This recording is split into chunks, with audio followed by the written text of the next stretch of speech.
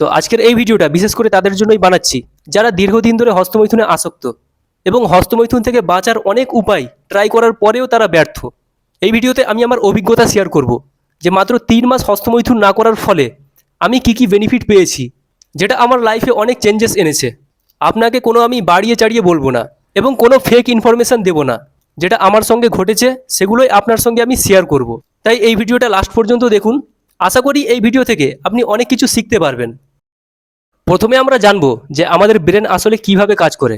যখন আমরা হস্তমৈথুন করি বা পর্নোগ্রাফি দেখি তখন আমাদের ব্রেন থেকে প্রচুর পরিমাণে ডোপামিন রিলিজ হয়। এই ডোপামিন হলো এমন একটা হরমোন, যখন আপনি কোনো আনন্দদায়ক কাজ করেন বা কোনো রিওয়ার্ড পান তখন এই হরমোনটা আপনার ব্রেন থেকে রিলিজ হয়। বাট হস্তমৈথুন করা বা পর্নোগ্রাফি দেখার ক্ষেত্রে এর পরিমাণের রিলিজ কিন্তু ব্যতিক্রম। তাই যখন এটা অতিরিক্ত রিলিজ হয় আমাদের ব্রেনে একটা প্রোটিন আছে যার নাম হচ্ছে ডেল্টা ফোস বি। এই প্রোটিনটা রিওয়ার্ড সার্কিটে জমতে শুরু করে। এর ফলে কি হয় না, আমাদের মস্তিষ্কের নিউরনগুলো সংকুচিত হয়ে যায়। ফলে আগে যেমন আমাদের ফেভারিট হবি যেমন ক্রিকেট খেলা, বই পড়া, মানুষের সঙ্গে কথা বলা, এইসব কাজ তখন বোরিং লাগতে শুরু করে। আর আমাদের ব্রেনও ওই পুরনো অভ্যাসটাকেই বেছে নেয় যাতে সে বেশি মজা পায়, বেশি আনন্দ পায়। হস্তমৈথুন বন্ধ করার প্রথম 1 সপ্তাহে আমার সঙ্গে যেটা হয়েছে সেটা জানলে তুমি অবাক হবে। আগে যখন মাঝে মধ্যে হস্তমৈথুন করতাম তখন মনে মনে যেন একটা ভয় থাকতো। বাইরের মানুষজনের সঙ্গে কথা বলার তেমন একটা কনফিডেন্স থাকতো না। সবসময় যেন ঘরের মধ্যে বসে থাকতাম, বাইরে বেরোতেই যেন ভয় লাগতো। আর বন্ধু বান্ধব যখন আমার সঙ্গে ইয়ার্কি করতো, ঠাট্টা করতো, তখন আমি কিন্তু একটুতেই রেগে যেতাম।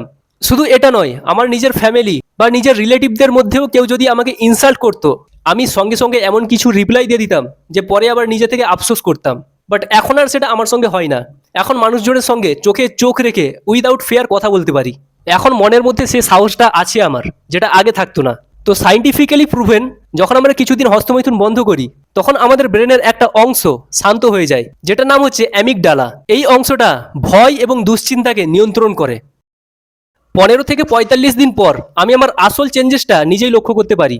আগে যেমন ঘন্টার পর ঘন্টা এক ঠায়ে বসে রিলস বা শর্টস ভিডিও দেখে টাইম পাস করতাম, যখন যেটা ইচ্ছা খেয়ে নিতাম, বাট এখন আর তা করি না। এর পিছনে আসল বৈজ্ঞানিক কারণটা কি সেটা আপনাকে যুক্তি দিয়ে বলছি। মনে করুন আপনি একটা প্লাস্টিকের বোতলে অনেক দিন ধরে জল খাচ্ছেন, এরপর আপনি সেই বোতলটাকে ফেলে দেন। তো ওই বোতলের প্লাস্টিকটাকে কাজে লাগিয়ে মেশিনের মাধ্যমে কিন্তু আবারও নতুন বোতল তৈরি হয়। ঠিক একইভাবে আমাদের ব্রেনের পুরনো সার্কিটগুলো যখন নষ্ট হয়ে যায় তখন ব্রেন ওই সার্কিটগুলোকে পুনরায় মেরামত করতে শুরু করে। এটাকে বিজ্ঞানের ভাষায় বলা হয় নিউরোপ্লাস্টিসিটি। এই সময় আমাদের ব্রেনের প্রিফ্রন্টাল কর্টেক্স শক্তিশালী হয়ে যায়। এটা ব্রেনের এমন একটা অংশ যেটা আমাদের ইচ্ছা শক্তি এবং আমাদের সিদ্ধান্ত নিয়ন্ত্রণ করে। যেমন আমি আমার এক্সাম্পল দিচ্ছি, আগে যখন আমি 2-3 ঘন্টা মোবাইলে রিলস বা শর্টস ভিডিও স্ক্রল করে টাইম পাস করতাম, এখন সেটা বুঝতে পারছি যে ওই 2-3 ঘন্টা যদি আমি মোবাইলে ভিডিও বানাই তবে আমার কমিউনিকেশন স্কিল বেটার হবে। যদি আমি জাঙ্ক ফুড বাদ দিয়ে ভালো খাবার খাই, প্রোটিনযুক্ত খাবার খাই, তবে সেটা আমার শরীরের পক্ষে অনেক ভালো হবে। 3 মাস পর আমি নিজের মধ্যে এমন দুটো বেনিফিট খুঁজে পাই যেটা প্রত্যেকটা মানুষের থাকা উচিত, তা না হলে কিন্তু সে বেকার। আগে যখন বাজার করতে যেতাম, বাজারে যাওয়ার আগে মা আমাকে যেগুলো জিনিসের কথা বলতো সেগুলো আমি বাজারে গিয়ে কিন্তু ভুলে যেতাম এবং বাড়িতে এসে মায়ের কাছে বকুনি খেতাম। বাট এখন আর সেটা আমার সঙ্গে হয় না।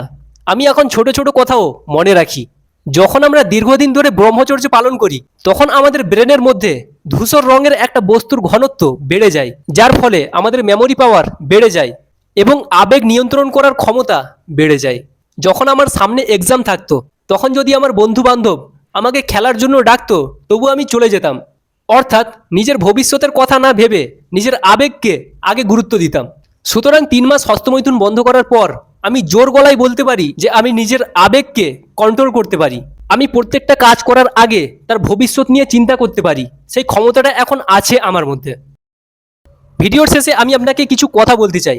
শুধু যে আমি 3 মাস হস্তমৈথুন বন্ধ করেছি তেমনটা নয়, আমি নিজের এনার্জিকে ভালো কাজের সঙ্গে রিপ্লেস করেছি। আমি প্রতিদিন 30 থেকে 45 মিনিট হার্ট এক্সারসাইজ করতাম। ফলে হস্তমৈথুনের কথা আমার মাথায় আসতো না, সবসময় নিজেকে ব্যস্ত রাখতাম। প্রতিদিন আমি ঈশ্বরের কাছে প্রার্থনা করতাম। আপনি যদি মুসলিম হন তবে প্রতিদিন নামাজ পড়ুন, আপনি যদি হিন্দু হন তবে প্রতিদিন পূজা করুন। মোটামুটি আমার বলার উদ্দেশ্য হলো যে আপনার ধর্ম যেই হোক না কেন আপনি প্রতিদিন নিজের ঈশ্বরের কাছে প্রার্থনা করবেন। এতে আপনার প্রিফ্রন্টাল কর্টেক্স শক্তিশালী হয়। আর যখনই আমার মনের মধ্যে কোনো নেগেটিভ থট আসতো তখনই আমি সঙ্গে সঙ্গে কোল্ড শাওয়ার করতাম, মানে ঠান্ডা পানিতে স্নান করতাম এতে কি হয় না আমাদের বডির নার্ভাস সিস্টেম শান্ত হয়। আশা করি এই ভিডিওটা থেকে আপনি অনেক মোটিভেশন পেয়েছেন। যারা আজ থেকে আগামী 3 মাস নো ফ্যাবের একটা ছোট্ট চ্যালেঞ্জ নিতে চান তারা অবশ্যই কমেন্টে জানান 30 ডেজ। দেখা হবে আবার পরবর্তী ভিডিওতে। ততক্ষণে ভালো থাকুন, সুস্থ থাকুন এবং দেখতে থাকুন বাংলা মোটিভেট। বাই।